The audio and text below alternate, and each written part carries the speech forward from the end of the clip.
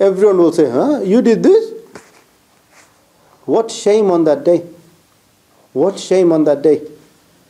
And this is why we try to better ourselves. Try and remove the illnesses that we have accumulated within ourselves. One physically and the second spiritually. Ruhani and Jismani, both. We need to find a way in which to remove these. And this is why when we push forward the ideas that, look, learn how to protect your tongue. Learn how to control your eyes, your ears, your hands, your feet, your stomach, your private parts. So that you can stop committing these sins which will stop displeasing Allah subhanahu wa ta'ala. And these are the sins that you will be punished for in the grave and in the hereafter. So inshallah, what I wanted to read about today was some of the journey to Allah subhanahu wa ta'ala. And there's a beautiful book, it's called Degrees of the Soul. The Degrees of the Soul. Nice small book, explains everything. A to Z. Where you are, where you need to get to. What are the signs, what are the traps, what are the potholes.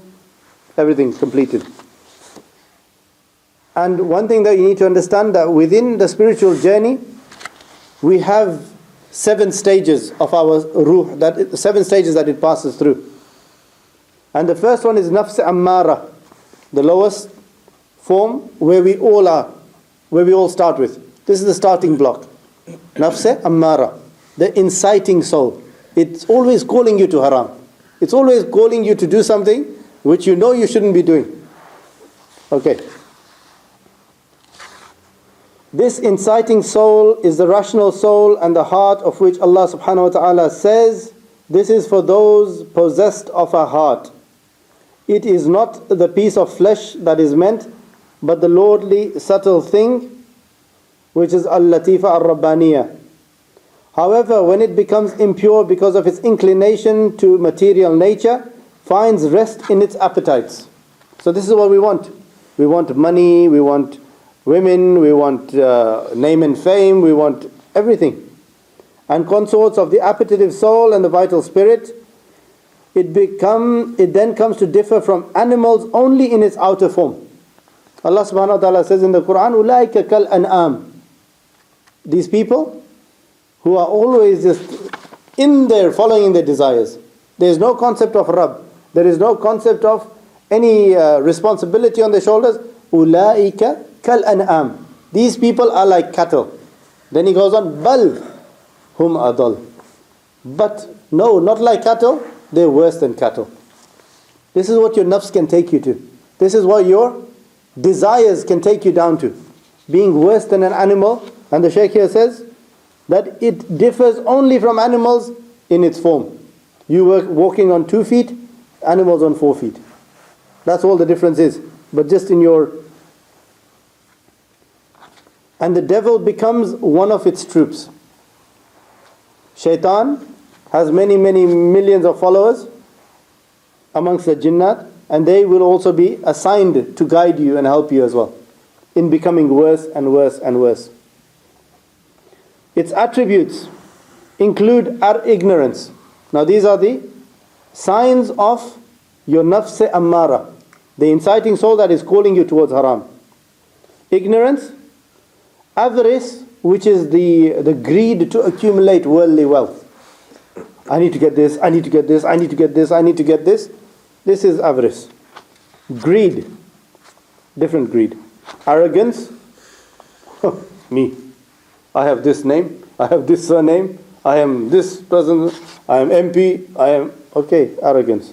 Nafs ammara, big sign. Gluttony. Yeah, just you want to eat and eat and eat. Lust. Resentful envy. So anyone that you look at, you just hate them. He's got a bigger car, he's got a bigger house, he's got this, he's got 2 more sons, he's got... Okay, resentful envy. Distraction. We're all distracted now. In this day and age, constant distraction. Why? Because we are not at peace within ourselves. Bad character. Okay. Delving into that which does not concern it. what's happening over there? What's happening on your side? Yeah. Okay, it doesn't. Yeah, it's got nothing to do with anyone. Just leave it. Okay. Whether by speech or otherwise, or just look over the wall and see what's happening in the neighbor's yard, or yeah, why? What a waste. Whether by speech, mockery, hatred, injurious behavior, whether by the hand or the tongue. The Prophet ﷺ said that the believer is he who others are safe from his hand and from his tongue. But these are all the things in here. These things that the Shaykh is mentioning is what we have been told to do, but the opposite of this. Everything in the hadith, this is the opposite.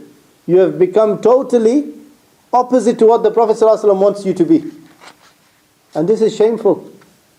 This is shameful. The Prophet ﷺ said, be like this. And what do? We go and be like this. Astaghfirullah.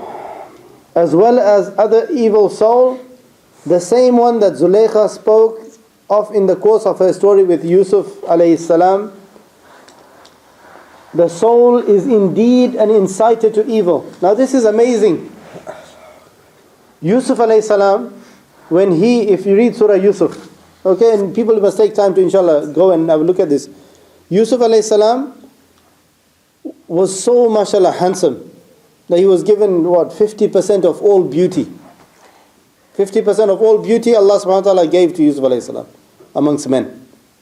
And he alayhi salam, when he came into Cairo, the wife of the Caliph took a liking to him.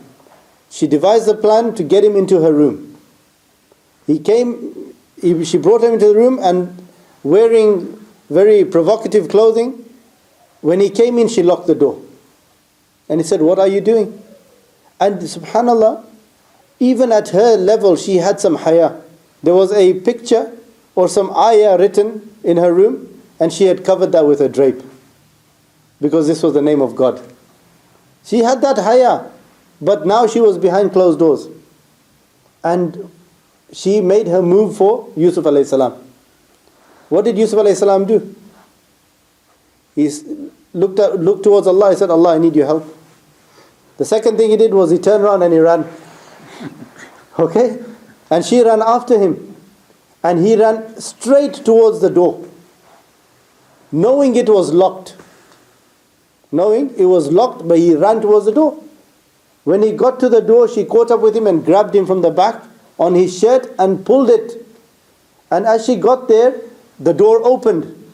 And it was Zulaykha's husband, the Amir. And he saw this and he said, what are you doing?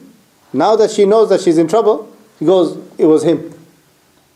And it's beautiful because the Quran is describing it. Yeah. Yusuf alayhi salam says that had my shirt been torn from the front, then it would match her story. But to see that it has been torn from the back shows that I was not walking towards her, I was running away from her. Okay. What is the lesson? What is the lesson in this?